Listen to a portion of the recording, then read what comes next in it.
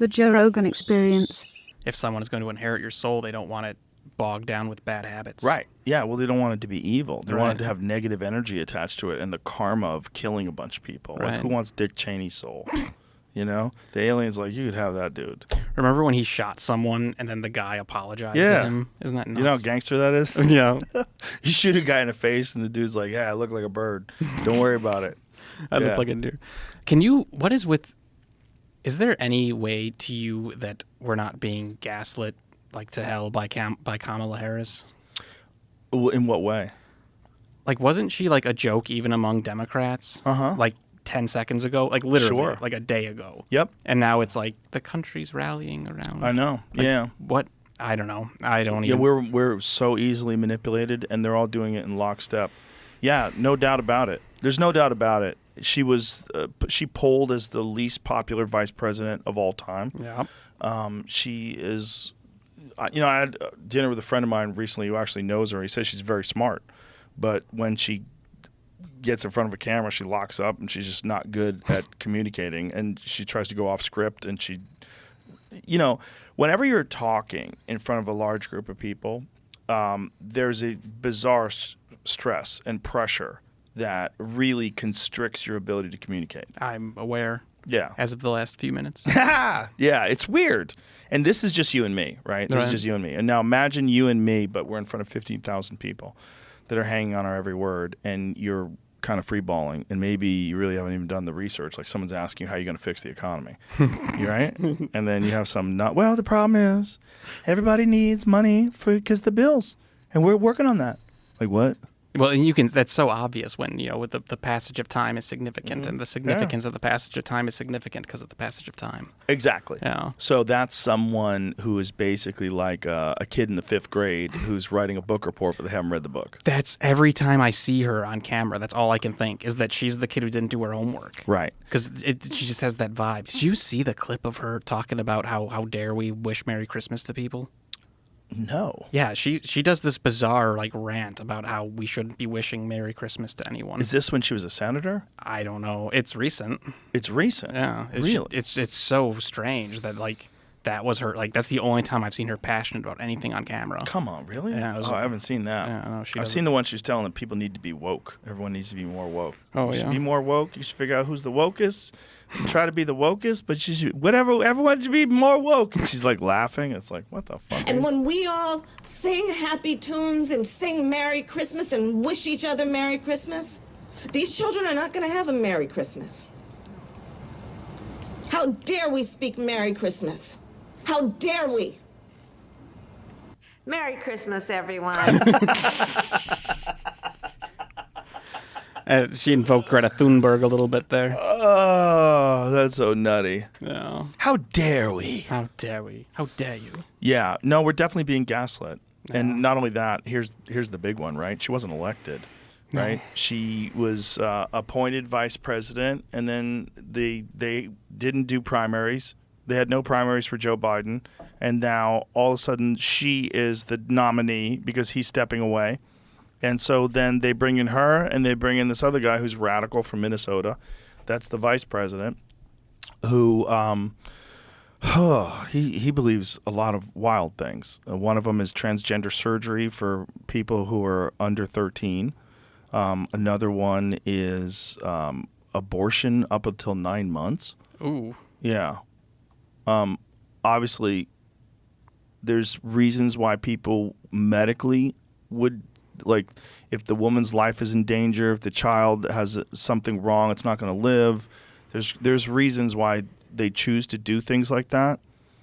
But that stuff scares the fuck out of people. He changed the Minnesota state flag to make it look like a Somali flag. Yeah. Oh. You haven't seen that? No. Yeah. Show that video.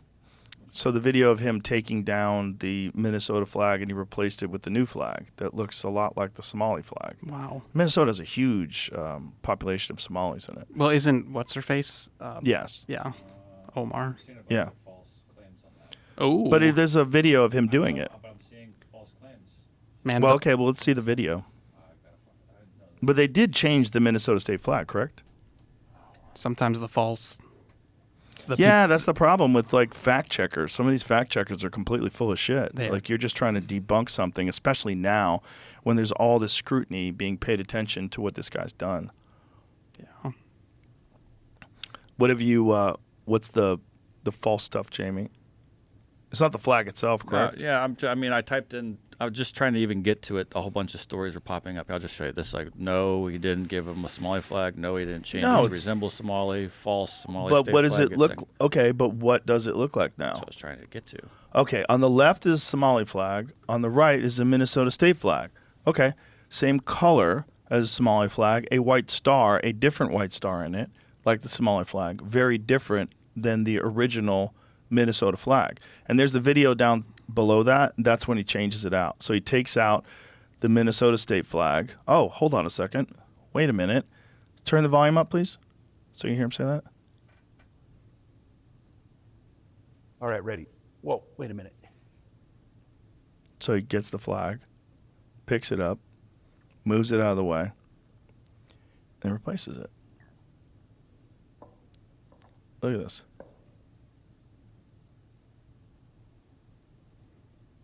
There, that's better. Is it? Why is that better? I don't know. Why do you care what the flag looks like, first of all? And why do you get to change the flag? How crazy is that the governor gets to change the flag?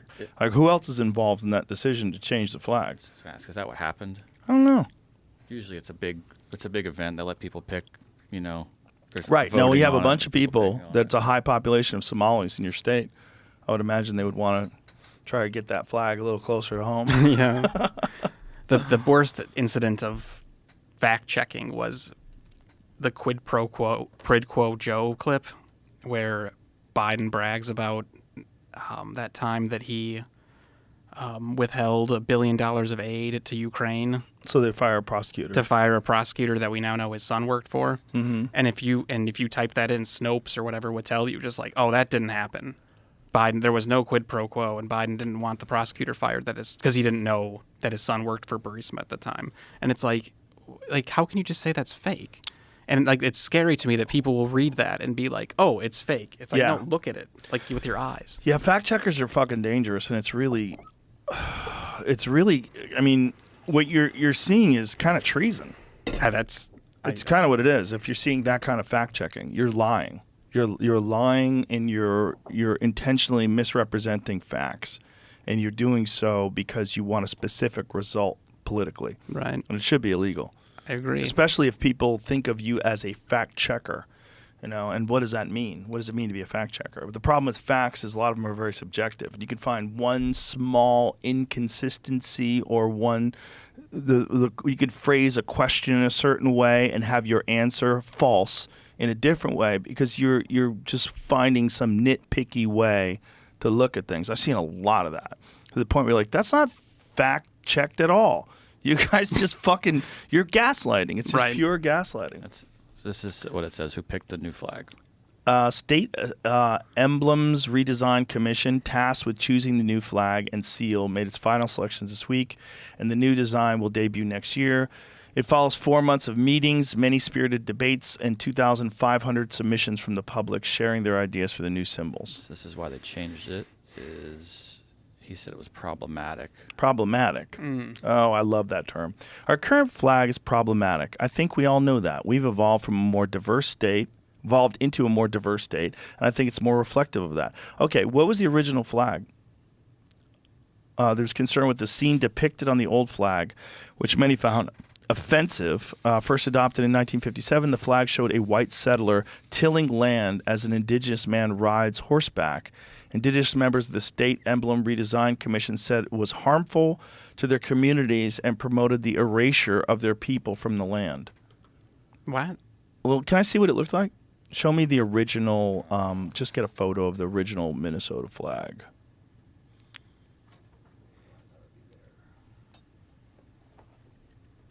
Okay, click on that. Let's see what it looked like. Okay. So there's very a blurry. Native American on horseback. I see it, though.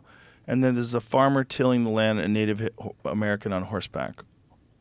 Is that problematic because Native Americans didn't really ride horses and people didn't really till the land? Like, I don't understand what There's a big controversy about that, actually. Yeah. Whether or not how long horses have been in North America. Well, horses originated in North America. What? Yeah, horses originated in North America, including zebras. All of them originated in North America. Then they were wiped out, and they had been introduced into Asia and Africa and all these other continents, and then reintroduced back to America. Right. I meant like when people rode them. Correct. Right. So a lot of people are saying that First Nations people had horses for a lot longer than Europeans had been in America. Certainly possible. There's certainly different segments, different North American tribes that were much better, including right here where we are, the Comanche. Mm-hmm. The Comanche were notoriously good at raising horses, and it was Right. part of how fierce they were. They had so many horses. And they rode them so well, and they could ride sideways and shoot arrows underneath the horse's neck. But I don't know why that's so problematic. You got to replace it with something that looks a whole lot like a Somali flag. Yeah. The idea it doesn't look like a Somali flag is kind of crazy. I mean, it does. It does. It certainly does. It's certainly the same color. Certainly also has a white star. It's just a different white star. Correct. Yeah. Yeah. So it's like, the flag doesn't bother me that much. If the people in Minnesota like it, like, who cares? It's just a star and some colors. The real problem is when you hear discussions of things that are like openly Marxist philosophies, when you hear talk about equal outcomes and not just equal opportunity, but that we all need to arrive at the same place, equal outcome talk. There's only one way they can do that, and it's by forcing you. Well, it's by everyone having nothing. Yeah. That's the only way to have things totally equal. Because Exactly. you can't have everyone have everything. That's impossible. Right. There's no way. There's not enough resources. And so for equal distribution, that has to be enforced by law. So that has to be enforced by the government, and the government generally does not have equal. They have much more than you. And that's Fidel Castro in Cuba. That's North Korea. That's virtually every communist country that's ever existed. You have a military dictatorship that decides what you can and can't do with your time. Sure. And all under the guise of making it better for everyone. And that's exactly what they did to North Korea. When they took over people's farms, they said, we're going to take over the farm so that everybody has food. Yay, good. Now everyone's starving. Right. And the government has all the food. And if you kill a cow, they'll kill you. Yeah, it's nuts. It's nuts that people don't learn from history, and it's nuts that people who subscribe to this leftist ideology have this very distorted version of humans and how capitalism works and what's the benefits of it. I think there's a lot of parts of progressive ideology and philosophy that could be applied to society to make things better. I think if we funded more things the same way we fund the fire department, the police force, these are kind of socialist things, right? Everybody gets access to the fire department. Right. It's a part of being in the community. We all pay for it. Education is that way, but it should be much more funded, right? It should be much more prestigious, much better trained teachers, a more esteemed position. I feel the same way about law enforcement. They should be much more respected, much better trained.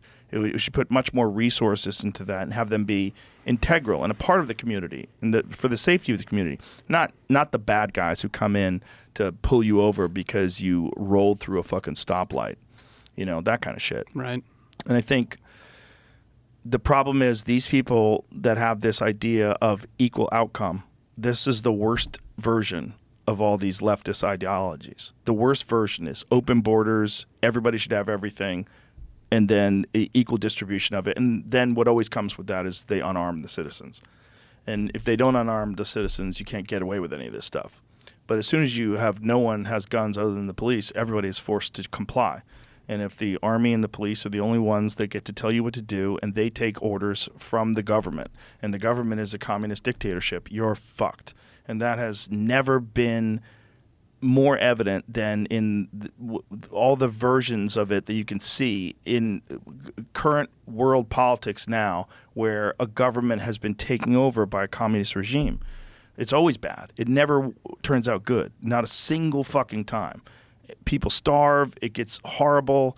There's just terrible government overreach.